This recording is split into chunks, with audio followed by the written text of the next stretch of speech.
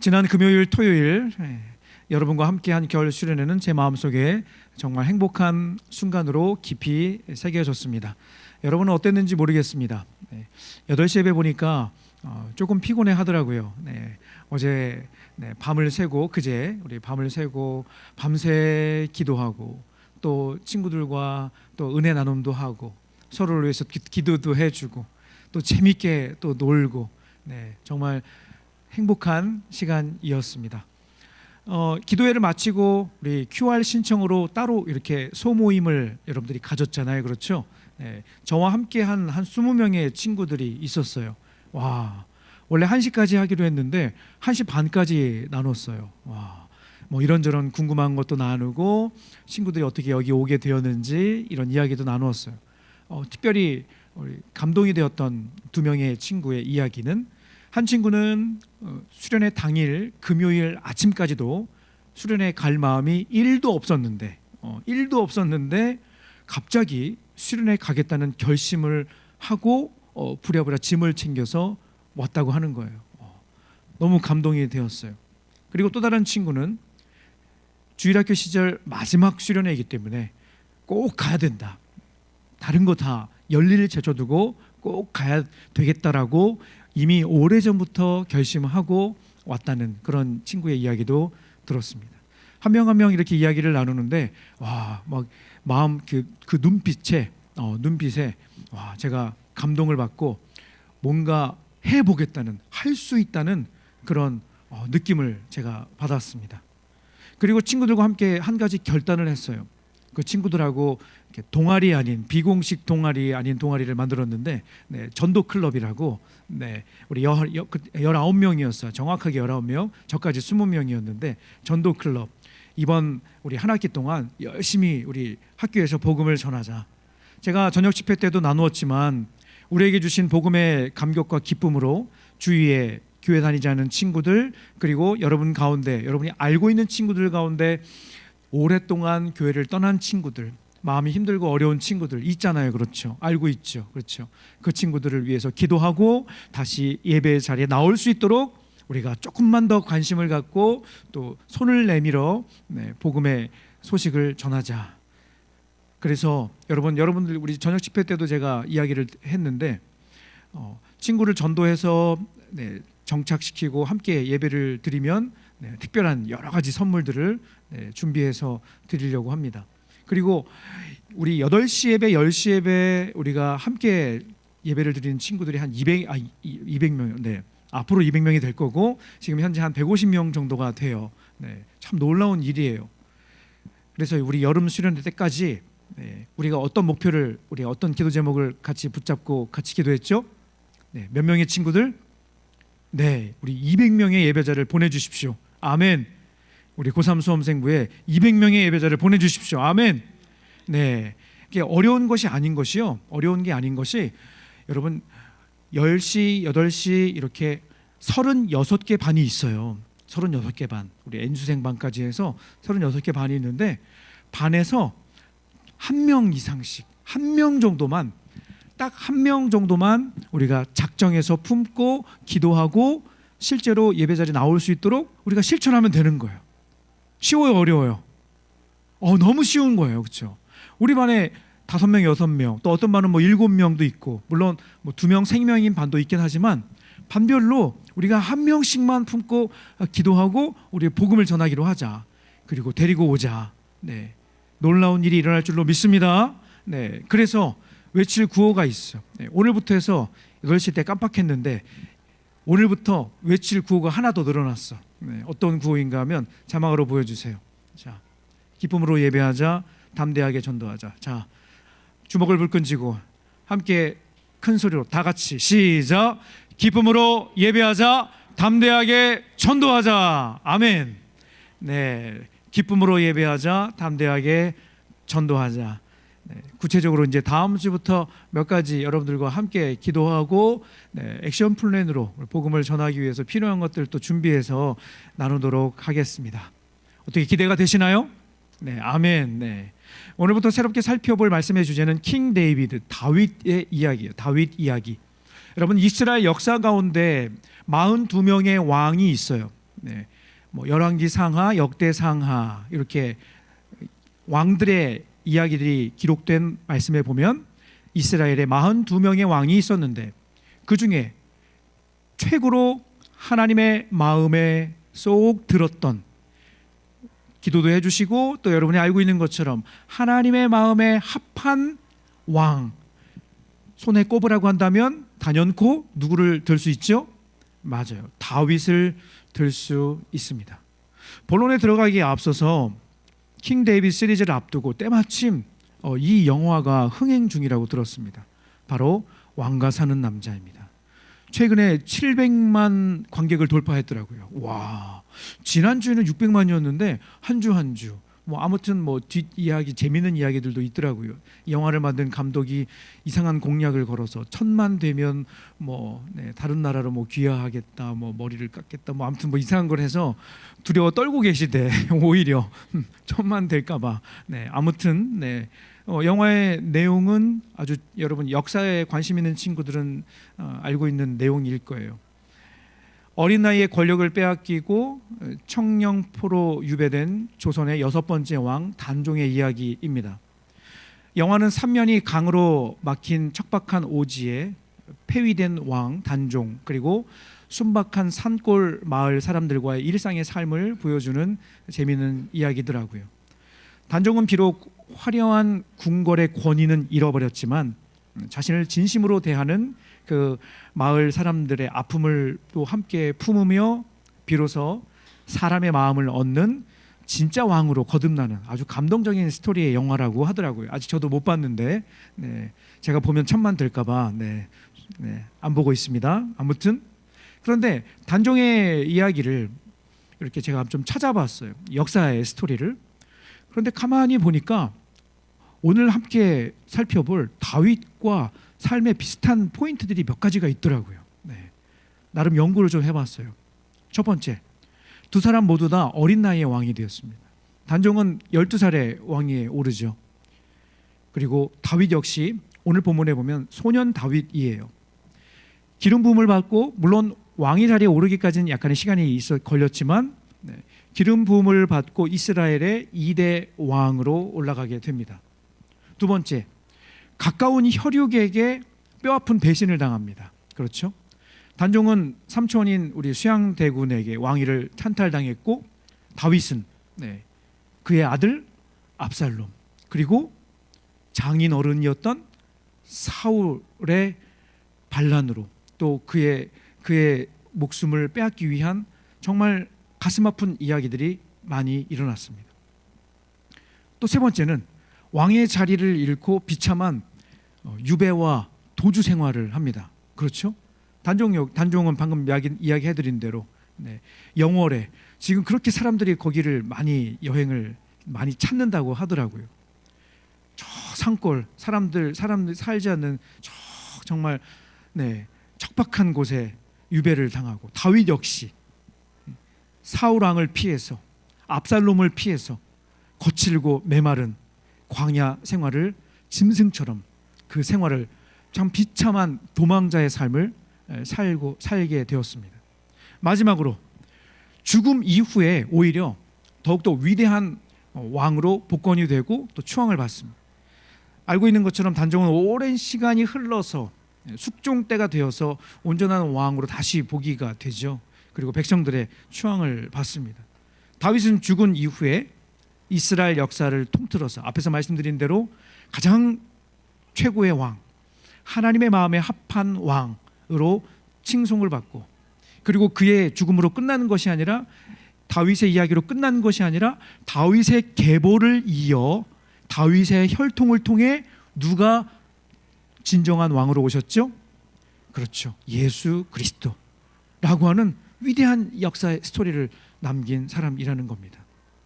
오늘부터 한 달 동안 다윗 이야기를 함께 살펴보면서 하나님께서 어떻게 그의 삶을 인도하셨는지, 그리고 수많은 다윗의 스토리 가운데 우리에게 주시는 은혜를 나누고자 합니다. 오늘은 그 첫 번째 시간, 새 학기를 시작하는 리얼 크리스찬의 다짐이라는 제목으로 오늘 말씀을 통해 주시는 은혜를 마음속에 새겨 보았으면 좋겠습니다. 오늘 함께 읽은 사무엘상 16장의 말씀은 사실 어마어마한 스토리예요. 왜 어마어마한 스토리인가 하면 이스라엘의 왕, 한 나라의 왕이 결정되는 순간이었기 때문에 그렇습니다. 잘 알고 있는 것처럼 하나님의 명령을 받은 선지자 사무엘은 베들레헴 사람 이새의 집에 찾아가게 됩니다. 하나님께서 그 집 사람들 중에 한 사람을 왕으로 세우기로 작정하셨기 때문에 그 집에 가게 된 것이죠. 그런데 참 재밌는 게 뭐냐면 하나님이 처음부터 누가 왕이 될 것이라는 거, 결론부터 알고 있는 것처럼 이새의 집의 막내 막둥이 다윗이 왕이 될 것이라는 것을 그냥 아예 말씀해 주시고 그냥 가서 데리고 오라고 말씀하시면 되는데 그냥 처음에는 애매하게 말씀을 하신 거예요. 내가 누구 왕으로 뽑을 거게 이런 것처럼 왕이 누가 될 거게 이렇게 하는 것처럼 참 재밌죠, 그렇죠? 그래서 그 중간 스토리가 오늘 본문에 기록된 내용이라는 겁니다.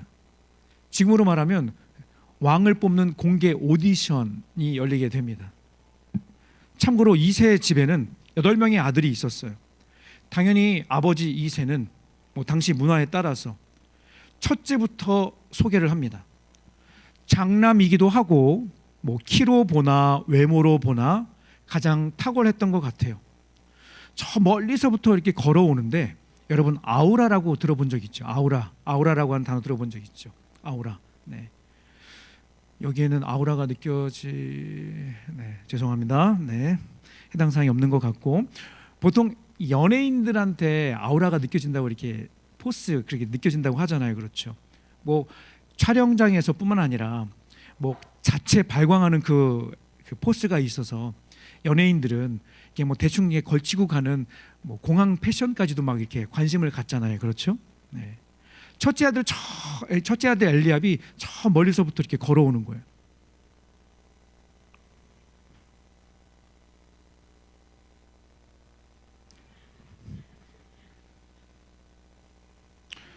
삭개오 아니고요. 멋지게 걸어오는데, 이야, 선지자 사무엘이 저 사람 맞네. 야, 역시. 아이, 하나님이 그러게 지금 바쁜데. 첫째 엘리압을 딱 보자마자, 이야, 딱 마음속에 피부도 뽀얗고 다부진 체격을 가진 누가 봐도 왕이 될 상인 거지. 그 압도적인 외모에 사무엘조차 오늘 말씀해 보면 여호와의 기름 부으실 이가 지금 주님 앞에 있도다. 이게 딱 바로 그냥 나오는 거죠. 감탄을 했습니다. 인간의 눈에 볼 때 이미 그 첫째 아들 엘리압은 준비된 왕처럼 느껴졌던 거죠. 하지만 그 순간 하나님께서 사무엘에게 단호하게 이렇게 말씀하십니다. 사무엘상 16장 7절 말씀 같이 읽어볼게요. 시작. 하나님께서 사무엘에게 말씀하셨다. 외모가 다가 아니다. 그의 외모와 키에 감동하지 마라. 나 하나님은 사람을 판단할 때 사람이 하는 것처럼 하지 않는다. 사람은 얼굴을 보지만 나 하나님은 그 중심을 본다. 여러분 말씀을 읽으면 마음속에 감사가 막 생기지 않아요? 눈을 감고 고백해 보겠습니다. 하나님 감사합니다. 얼굴을 보지 않으신 하나님 감사합니다. 자신 있나 보다. 마음의 중심을 보시는 하나님. 여러분 이스라엘의 진짜 왕은 세상의 기준이나 스펙으로 세워지지 않는다는 하나님의 강력한 선언이었던 거죠. 유력한 후보였던 엘리압에 이어서 둘째, 셋째, 넷째, 다섯째, 여섯째, 일곱째까지 아들들이 지나가는데 하나님이 오케이 사인을 안 하시는 거예요. 당황한 사무엘이 남은 아들이 없는지 이새에게 물어봅니다. 이새는 그제야 이렇게 대답합니다. 사무엘상 16장 11절 시작. 아직 막내가 남았는데 그는 양을 지키나이다. 여러분 이 표현에 보면 여러 가지 의미가 녹아져 있는데 가장 핵심은 이름도 이야기를 안 할 정도로 그저 뭐라고 표현해요? 막내라고 부르는 다윗은 아버지의 머릿속에 없는 그런 존재였던 거예요. 형들이 화려한 조명을 받고 있을 때 다윗은 철저한 무관심 속에 양 똥냄새가 진동하는 그 거친 들판에 홀로 있었던 거죠. 다윗은 그의 가족들의 기억에서조차 완전히 지워진, 철저하게 소외된 존재였다는 거죠. 사무엘의 부름을 받고 흙먼지를 뒤집어 쓴 채 다윗이 문을 열고 딱 들어오는 순간 오랜 시간 침묵하시던 하나님께서 이렇게 말씀하십니다. 사무엘상 16장 12절 말씀 시작. 이가 그니 일어나 기름을 부으라 하시는지라. 야, 얘 맞아. 얘야. 그래, 얘가 맞아. 첫째도 아니고 둘째도 아니고 일곱째도 아니고 얘가 맞아. 여러분, 하나님의 기준은 완전히 달랐어요. 세상은 그저 우리의 겉모습만 보고 판단을 하지만 하나님의 시선은 홀로 외로이 들판에서 묵묵히 자기에게 주어진 양을 치는 그 목자의 역할을 하던 다윗의 마음에 관심을 갖고 계셨던 것이죠. 자, 그렇다면 다윗의 그 마음이 무엇일까? 여러분, 우리에게 주신 하나님의 말씀 성경책, 여러분 성경책 가져온 친구들은 잠깐만 다시 이렇게 무릎 위에 좀 올려놔 볼래요? 네, 성경책. 자, 무릎에 딱 올려놓고, 네, 대략 이렇게 성경책에 여기가 중간 정도 되겠다, 분량 이렇게 두께로 대략 여기가 중간이다 하는데 한번 딱 펴보세요. 대충 여기가 중간이다. 자, 대충 여기가 중간이다. 보지 말고 그냥 대충 이렇게 딱 이렇게 보고서 대충 여기 반 절반 자, 그래서 쫙 폈어. 뭐가 나와? 어디가 나와요? 시편. 네. 네. 너무 빨리 대답을 하셔서 짜고 한 것 같잖아요. 네. 자, 어떻게 다 펼치시니까 시편이 나오나요? 맞아요? 네, 맞아요. 네. 어떻게 피면 어떻게 피나? 네. 딱 피면 시편이 나와요. 네. 거기에 피고서 나온 그 9절 3절을 읽어라, 그게 아니라, 네, 그게 너의 인생이다, 뭐 그런 게 아니라, 그 얘기를 하려고 그런 게 아니라 가운데를 딱 피면 시편이 나와요. 시편. 여러분, 시편은 150장으로 이루어졌어요. 무려 150장. 그리고 그 가운데 73편의 시를 누가 썼을까? 다윗이 썼어요. 약 절반에 가까이 되는 엄청난 시를, 그 노래를 썼다는 거예요. 다윗의 대표적인 시 몇 개를 꼽아보라고 한다면 세계 최고의 명문 주일학교를 졸업 예정인 여러분들은 대답할 수 있어야 합니다. 그렇죠? 다윗의 시 가운데 최고로 정말 그의 마음을 느낄 수 있는 아름다운 노래 꼽아보라고 한다면 우리는 이렇게 얘기할 수 있습니다. 시편 뭐라고? 뱀소리 내지 말고 네. 시편 23편. 그렇습니다. 물론 여러 가지 여러 또 말씀이 또 있기는 해요. 네. 뭐 명문 주일학교 졸업 예정이니까 여러분들에게 말씀드리면, 누가 물어보면 이렇게 얘기하세요. 시편의 다윗의 시 가운데 23편도 있지만 51편 그리고 63편 119편도 꼭 읽어보시기를 추천드립니다. 이렇게. 네. 몇 편이라고요?